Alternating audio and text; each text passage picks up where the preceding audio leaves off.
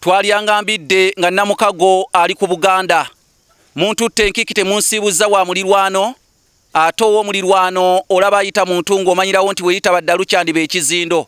Mwebala okunkonera ebigenge bikonera ngalo.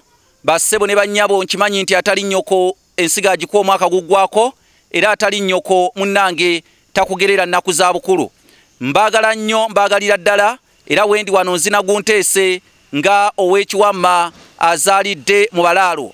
Bassebo ne bannyabo olwaleero Kajjampuni ayolekedde okubeera ng'ate mwana wattu abalagala mu bbwa.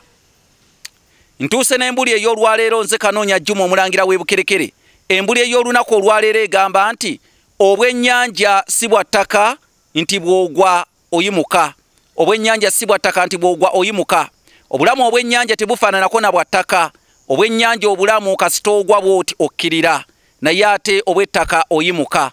Bannange tuleke kuzannyira naddala ku bintu bye tutamanyidde. Oyinza okuba nga wamanyiira kuvuga mmotoka naye ng'ate tewamanyiira kuvuga lyato. Kaakati byawukana.